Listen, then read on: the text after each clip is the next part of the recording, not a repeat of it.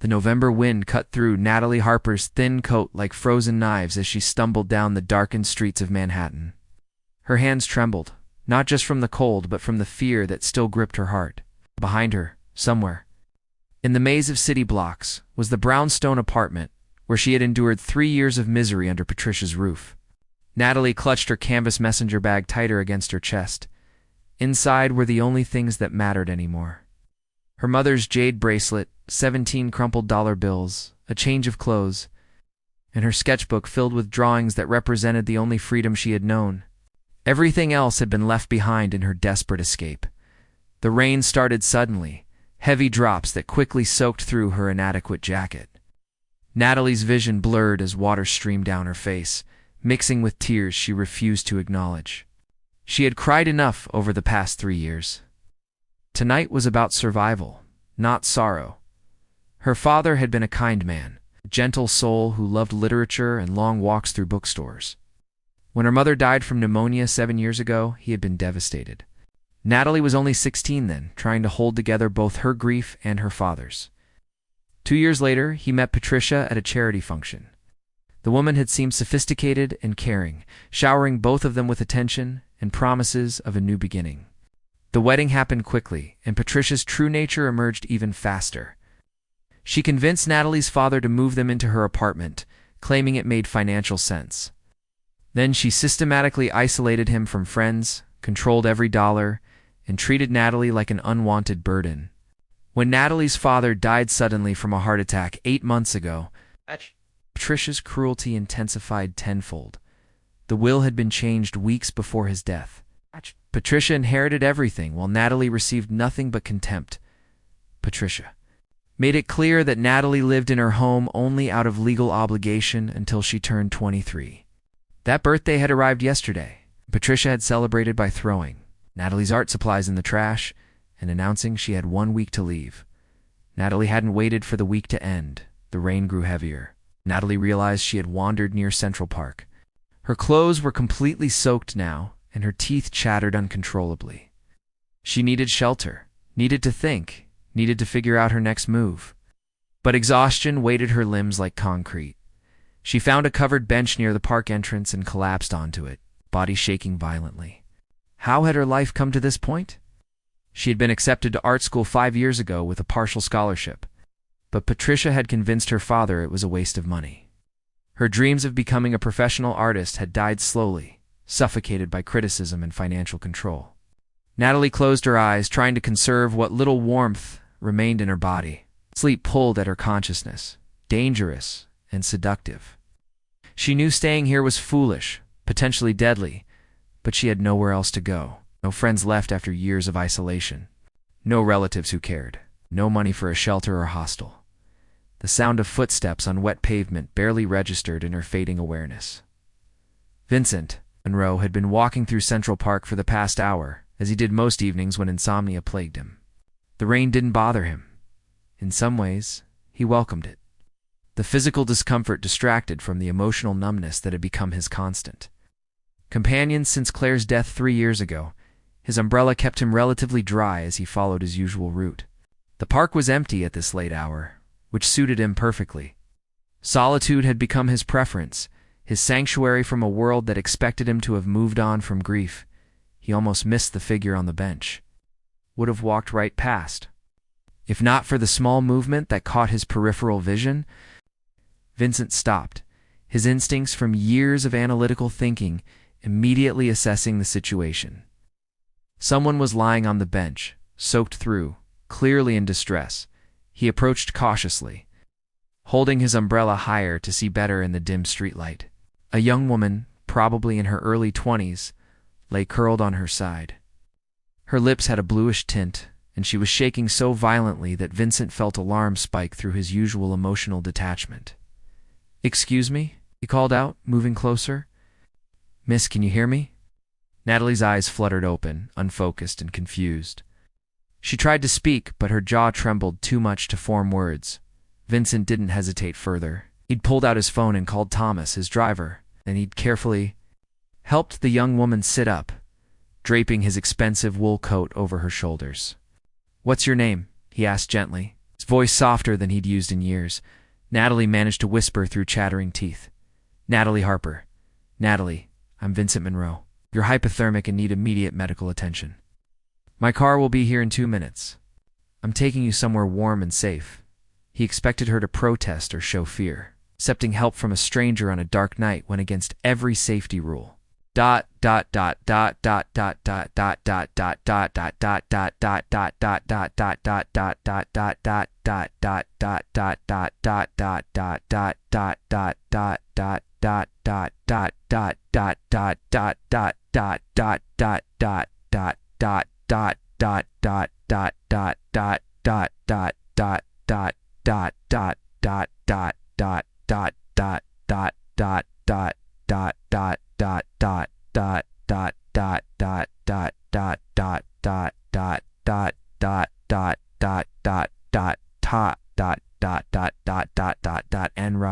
Arrived with impressive speed, pulling the black sedan right up to the curb. Vincent helped Natalie into the back seat, then climbed in beside her, keeping his coat wrapped around her shoulders. "Take us home, Thomas. Call Grace. Tell her to prepare the guest room and have hot tea and blankets ready." The drive to Vincent's penthouse took 15 minutes through relatively empty streets.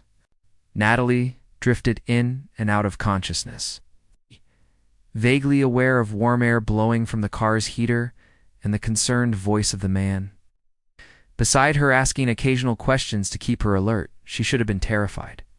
Every logical part of her brain screamed that going home with a strange man was dangerous, possibly fatal. But something in Vincent Monroe's eyes spoke of safety rather than threat.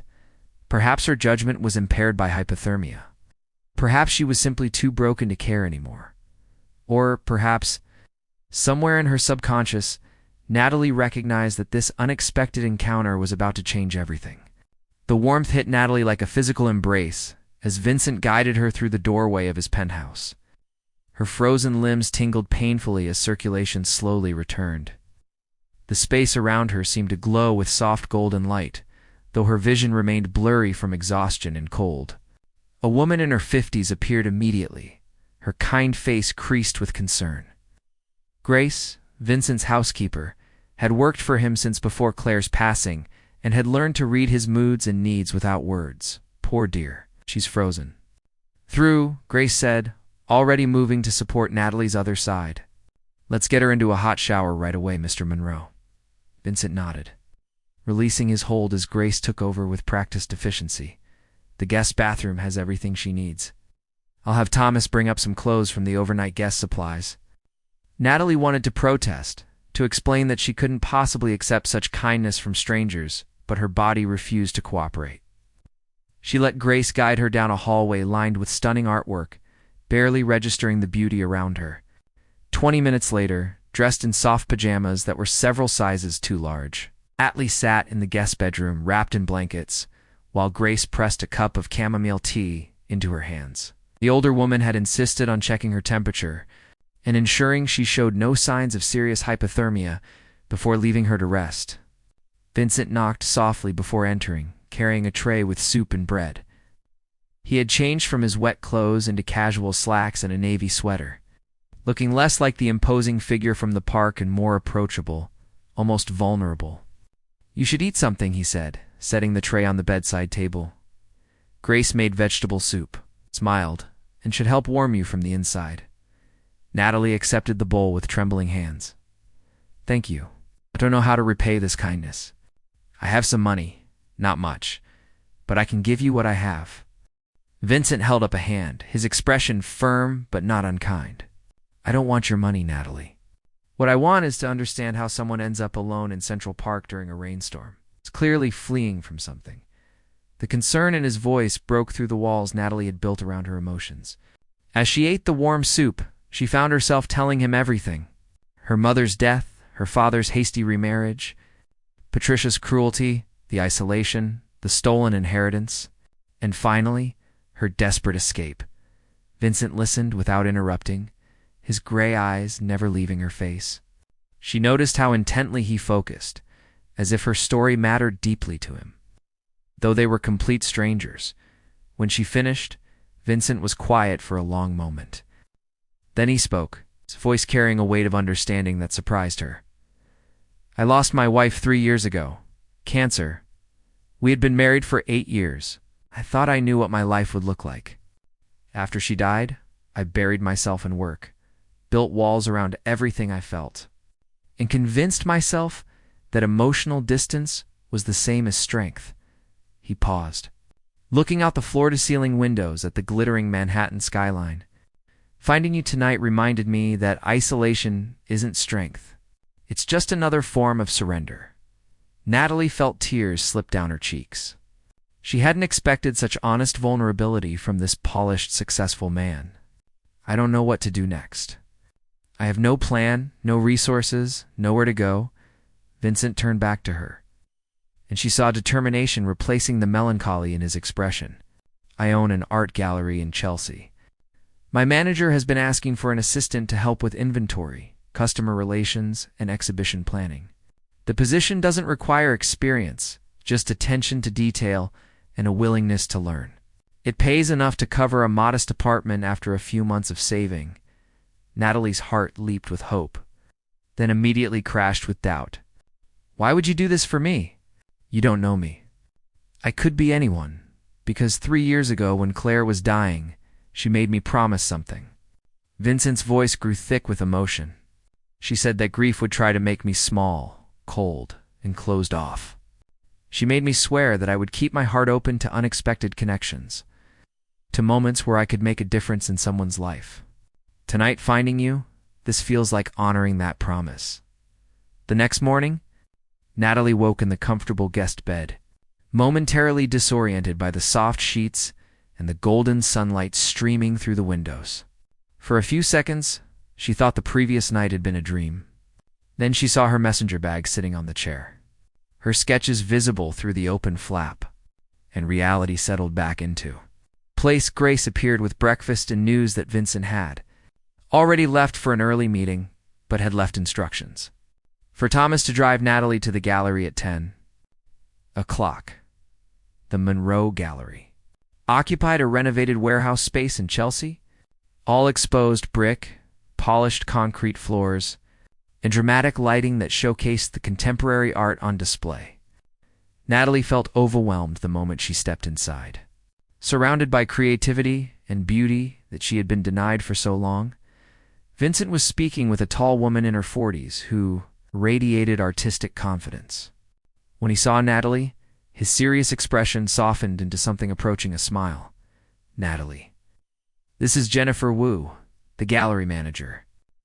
Jennifer, this is Natalie Harper, the new assistant I mentioned. Jennifer's sharp eyes assessed Natalie with professional interest. Vincent tells me you have an artistic background. That's actually perfect because we need someone who can talk intelligently with artists and collectors. Over the following weeks, Natalie threw herself into learning everything about gallery operations. Jennifer proved to be an excellent teacher, patient but demanding, expecting excellence while providing the tools to achieve it. Natalie organized exhibitions, researched artists, handled customer inquiries, and slowly rebuilt her confidence.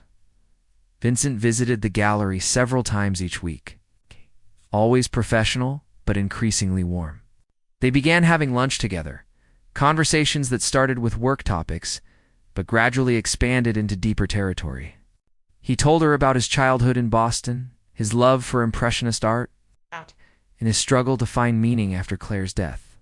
She shared her dreams of creating art that captured emotional truth, her love for watercolors, and her slow journey toward forgiving herself for not escaping Patricia sooner. One evening, after the gallery closed, Natalie was cataloging new inventory when she discovered a small studio space in the back of the building. It was dusty and unused, filled with old frames and packing materials. Vincent found her there, standing in the doorway with wonder on her face. Claire used to paint here, he said quietly. After she died, I couldn't bear to let anyone else use the space. But it feels wrong to keep it closed off like a shrine. Natalie turned to him, seeing the grief he still carried. Maybe it's time to let the space come alive again. Not to replace what was, but to honor it by creating something new. Vincent met her eyes, and something passed between them. An understanding, a connection that went beyond employer and employee, beyond helper and helped. Would you use it? Would you paint again? Natalie felt her heart skip. I haven't created anything in 3 years. I don't know if I still can. Then let's find out together. Over the next month, Natalie spent her evenings in the studio, rediscovering her voice through watercolor and mixed media. Vincent often stayed late at the gallery, ostensibly working in his office but really just being nearby. Sometimes he would watch her paint, offering quiet observations that revealed his deep understanding of art. Their friendship deepened into something neither could name but both felt intensely. The air between them crackled with unspoken attraction, with possibility, with the dangerous promise of something more. One night, as Natalie finished a painting of a woman emerging from shadows into light, Vincent stood beside her, so close she could feel the warmth radiating from his body. It's extraordinary, he said softly. You've captured something essential about transformation, about becoming. I learned it from you, Natalie replied, turning to face him. You showed me that sometimes the darkest nights lead to the most unexpected dawns. Their faces were inches apart. Vincent's hand lifted slowly, as if drawn by invisible threads, and gently tucked a strand of hair behind her ear. The gesture was tender, intimate, full of restrained longing. Natalie, I need to be honest with you. His voice was rough with emotion.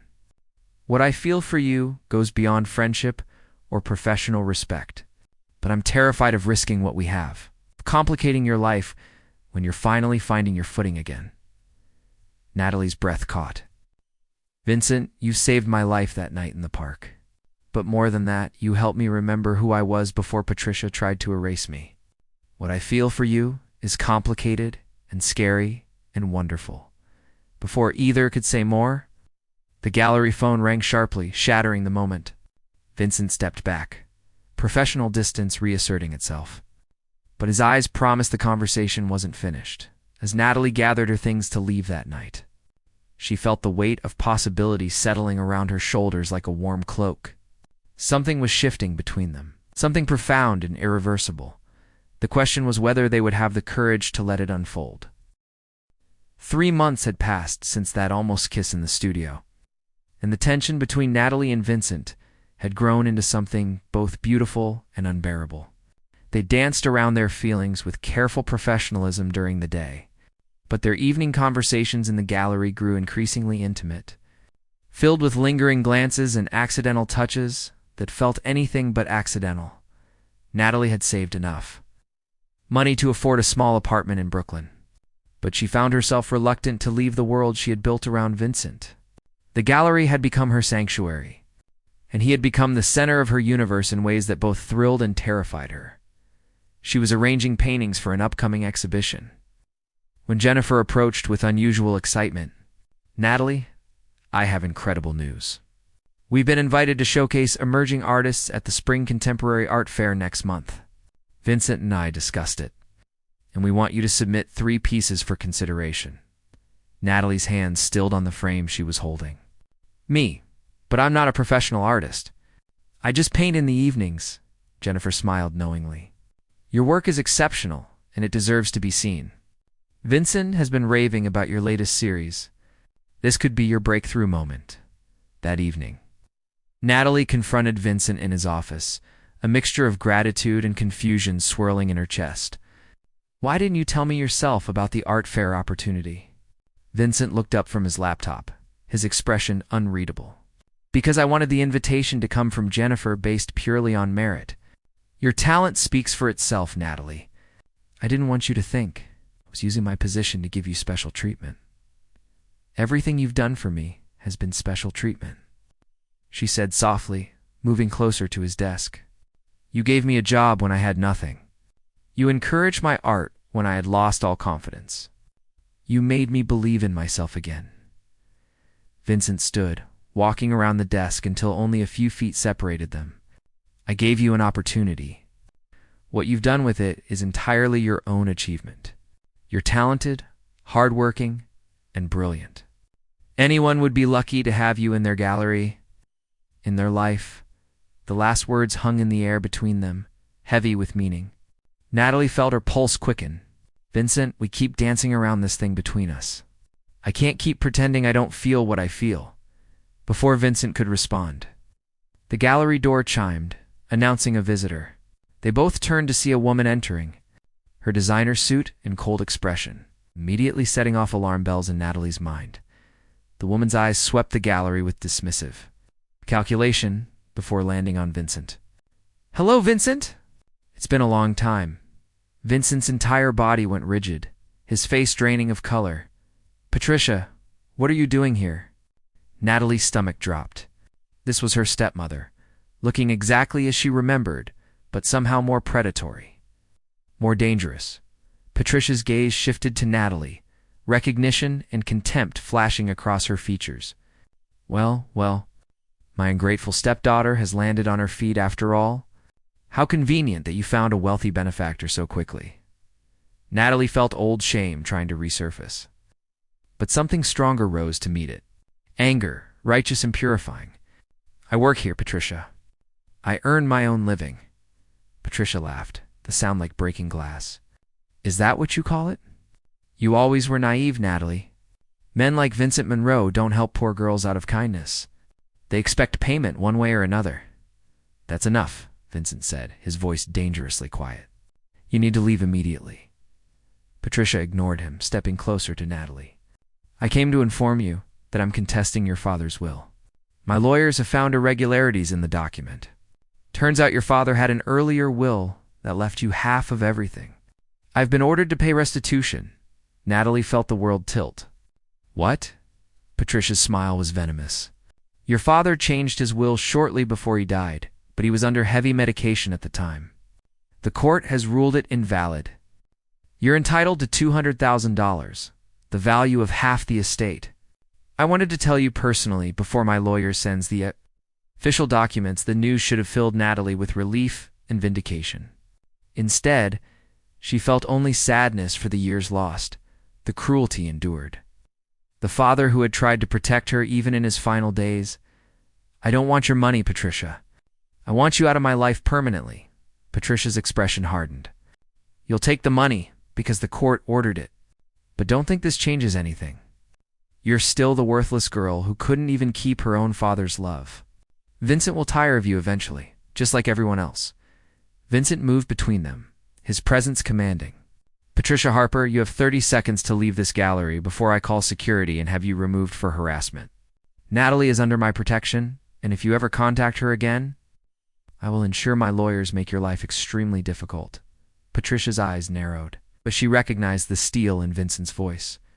She turned on her heel and left without another word, the door chiming her departure like a benediction. Natalie stood frozen, trembling with adrenaline and suppressed emotion. Vincent turned to her, his eyes full of concern and something deeper, something fierce and protective. "Are you all right?"